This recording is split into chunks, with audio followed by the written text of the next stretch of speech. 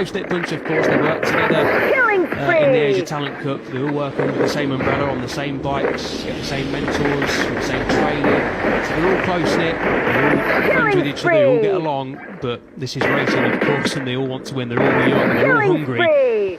And we showed it there with running wide, the Japanese rider, but he'll soon be tagging on to the back of this group. He'll use the slipstream to get his head down, and then he'll be right back with the group. The number 16 rider, you can see they're pretty much with them already, so it cost him time, but not too much. Yeah, we're looking at attacking him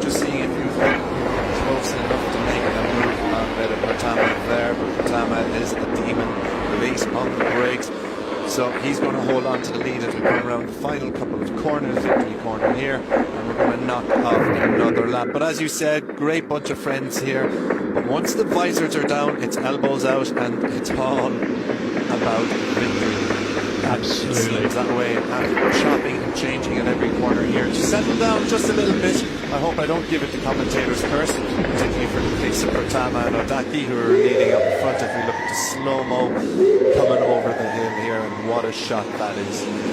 Yeah, it certainly is a great shot. The sun setting here in Japan makes for great views. You can see some of the riders wearing slightly less tinted visors. Always great to see the riders' eyes. Gives you a brand new perspective, an interesting perspective into what the riders are doing inside the helmets, concentrating on nailing that apex as all these riders have done down into turn 11, and then they fire it up through the gears through turn 12, 13 and 14 under the bridge. Not that bridge, that's another bridge that they fire out of through turn 5, and a spectacular turn 6 right-hander, sweeping right-hander, full gas on these little Honda NSF 250Rs, and we have a change of the race lead. Number 14 of Eamon Adaki, the Japanese rider, up into P1 again, but I don't think he's going to stay there for long, because Bertama on the number 7 machine has looked racy so far today. It's getting tight down into turn 9. That's a very popular passing manoeuvre as well. There's plenty of them here in Motegi. It creates great racing, as we've already seen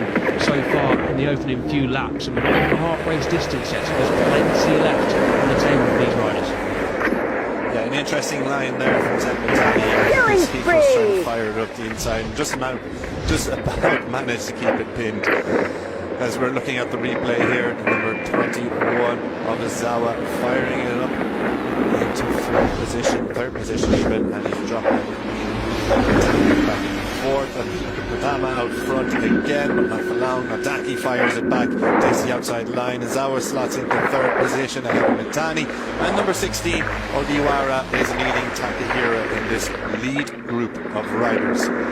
Yeah, it's all Eamon Odaki over the last couple of laps. He seems to be giving the commentators curse. Well, not quite yet. See, I always had faith in him. He was going to maintain the lead there as Bertama had a look up the inside, but Odaki in control with 7 laps to go. Yeah, didn't quite see what happened to Bertama down at turn 11 on the previous lap, but I'm sure he probably would have gone for an overtake and just got his braking marker a little bit wrong, and then ran wide and relinquished first place again to Eamon Adaki. But these riders are locked together. The number 14 leading, Guparo Wanmoon, has unfortunately crashed out at turn 1. The number 10 rider, hopefully he is okay. Bertama did lead briefly. That's getting a little bit tight down at turn 5. Hangs it round the outside with Bertama. A great move then. He retakes the lead, the number 7 rider. Adaki demoted to P2, the Japanese rider. We've got the number 2 of Mitani lurking there in the background. He wasn't trying to be in the background though, was he? So that's Faris Hafayev and 2 crashes down at turn 1. Let's hope they're separate incidents and they've not gone down together, but unfortunately that is race over.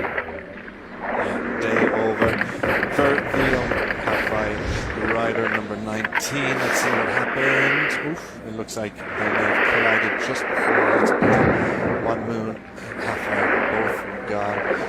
Exchange of looks, arms thrown in the air. We don't know who's at fault. Each one looking at each other, saying it wasn't mine. Back up front then is Bertama, still leading here. Odaki in second place, with Mitani up to third. Odiwara then he is. Odaki, big chatter at the front, runs wide, and that's going to open the door for Bertama and Mitani, and relegates him in the third position.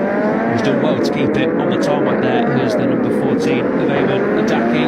Thought he was going into the car park there down at turn 11, but he did well to keep it stopped and not lose too many positions. Only down to third place, but again, just goes to show you, not that we need it, how tricky that downhill braking zone is into turn 11, especially when you've got a little bit of slipstream down into turn 11. It's the last passing manoeuvre on the lap, the last real passing manoeuvre. Of course, you can hang it around the outside at turn 12 and turn 13. You get a replay here, just as soon as he applies the anchors, applies the front brakes, flicking down the gearbox.